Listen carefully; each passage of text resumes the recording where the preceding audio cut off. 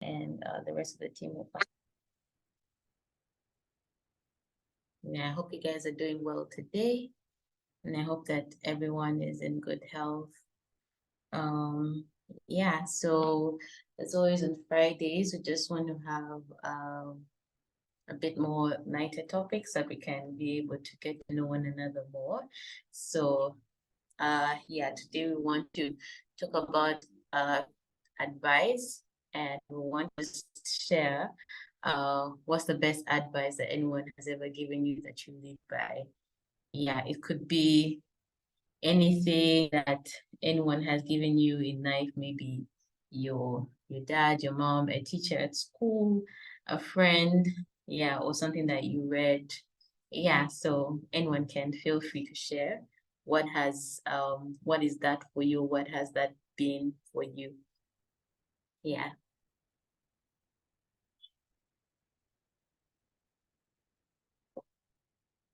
Yeah, so anyone can feel free to share. This should be an easy one.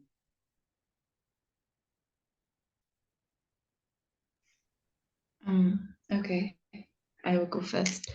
Okay, so this advice actually is like I received it from my mom and I also received it from my pastor in church whilst he was like giving uh just declaring some stuff and just advising us and motivating us.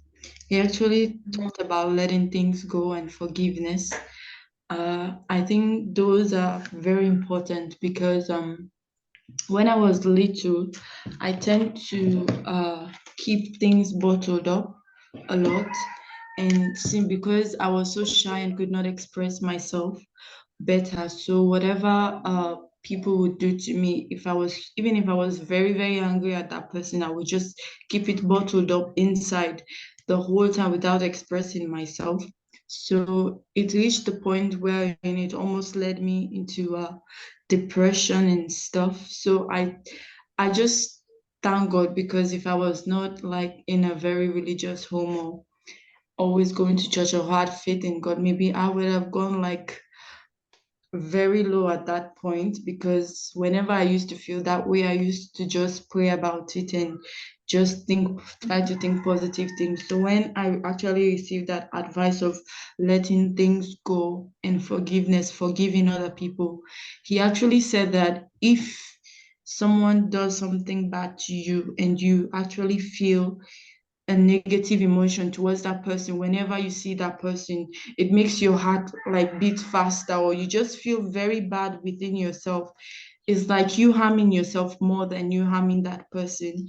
He said because the person will just go about, maybe the person is not even aware of what he or she has done to you, but you are just holding that negative emotion within you without expressing it or without letting it go. So he advised that you should let it go. For if you can firstly try to speak with the person about it and try to have a level ground of understanding and try to know the point of view or where the other person was coming from. Maybe you were the one that took it negatively and the other person was just like casual about it.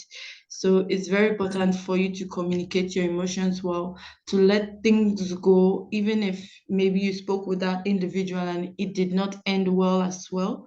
It is nice to just let it go and see it as an experience where you can learn and grow from. Yeah. Yeah, thank you so much for sharing, Jessica. That's a good one on forgiveness and letting go. Yeah, thank you. Um, yeah, I guess Opide, you can just go ahead and share yours. Yeah.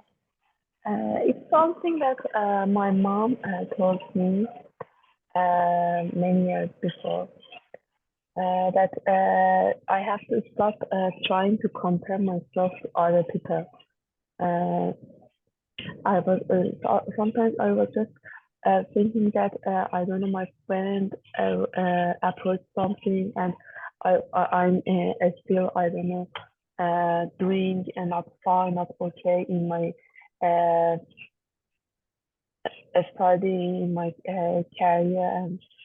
And my mother told me that I have to stop comparing myself to uh, other people. There's always someone better than us.